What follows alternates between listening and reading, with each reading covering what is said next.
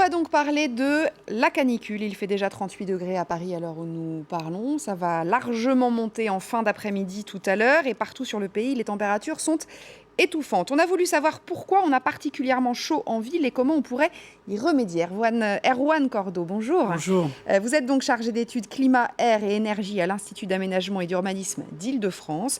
Le hasard fait bien les choses puisque c'est la une de Libé ce matin, ces villes qui rafraîchissent. Je ne sais pas si on l'a. En tout cas, voilà, la une de Libé, ces villes rafraîchissantes. Un sommet sur le sujet d'ailleurs organisé à Lyon. Alors, il y a des villes rafraîchissantes qui, en gros, mettent en place des plans climat. La majorité de la population mondiale vit en ville et on sera de plus en plus nombreux. Exactement. Donc, il y a un certain nombre de villes qui ont déjà engagé des plans climat, mais c'est assez récent. La canicule de 2003 a été un événement exceptionnel, a rappelé à la France qu'on était aussi concerné. Et il y a eu tout un tas d'arsenal, un plan climat national en 2004. Il y a eu les effets Grenelle en 2008-2009.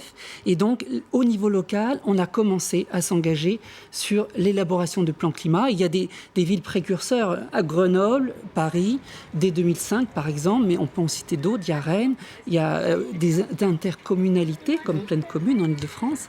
Mais on peut se dire que pour l'instant, c'est surtout le volet lutte contre les gaz à effet de serre, émissions de gaz à effet de serre, les fameux GES. On verra qu'il n'y a pas que la pollution qui crée la chaleur supplémentaire dans les villes. On a plus chaud en ville qu'à la campagne.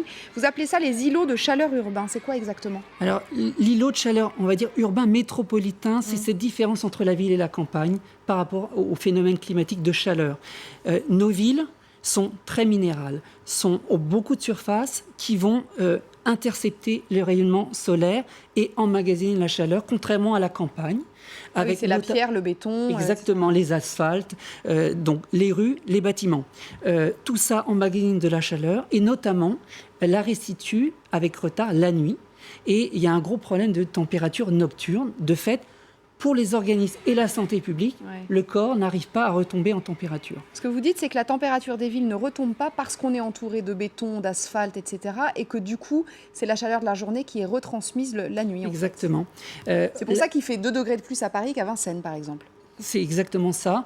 L'évapotranspiration dans la journée apporte de la fraîcheur. Donc, c'est l'autre contraste. Au sein de la ville dense, il y a des îlots de fraîcheur et des îlots de chaleur. Et donc, un bois, comme le bois de Vincennes, c'est justement un atout à conserver. L'ombrage, l'évapotranspiration, un espace où la nuit, les rayonnements infrarouges repartent vers le ciel et facilement. Alors que dans une rue bordée d'immeubles hauts, ces infrarouges, ils sont à nouveau recaptés par les surfaces des façades et la nuit, et la chaleur est conservée. Mais la Seine, par exemple, elle rafraîchit la capitale quand même, ou en tout cas pour les arrondissements qui bordent la Seine. Tout à fait, c'est un effet de fraîcheur, mais s'il y a des obstacles frontaux urbains d'immeubles en continu, la fraîcheur liée à la Seine n'arrive pas bien à pénétrer le tissu, à rafraîchir la ville. Ah oui, bien sûr. Alors, on va regarder ce que ça peut donner à La Défense, parce que vous avez mis une petite vidéo assez intéressante sur votre site internet. La Défense, c'est donc ce quartier d'affaires à l'ouest de Paris. Je ne sais pas si on peut la regarder. Vous allez nous commenter ce qu'on voit. Voilà, vous voyez l'écran ici. Donc ça, c'est La Défense le matin. C'est une séquence sur le travailleur actif. Alors, le tertiaire est propre à l'Île-de-France, notamment. Beaucoup de travailleurs sur La Défense. Et c'est un quartier très minéral. Et là, c'est un parcours urbain le midi d'un travailleur dans son costume et qui va affronter la chaleur. Le ressenti chaleur est très important aussi à avoir. Là, c'est l'effet d'éblouissement de cette dalle très minérale.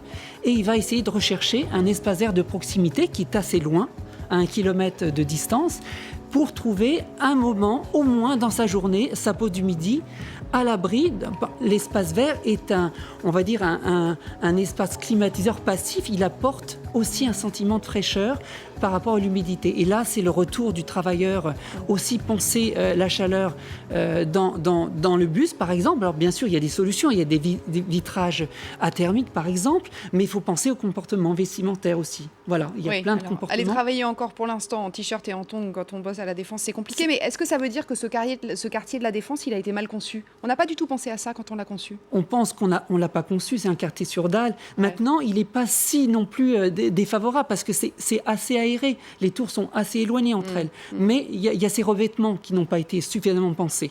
Voilà. Et des alternances d'îlots de fraîcheur ponctués. Alors vous dites que ça n'est pas une fatalité, qu'on peut y remédier même dans les villes qui sont déjà très construites, notamment en jouant par exemple sur la couleur des bâtiments. C'est étonnant.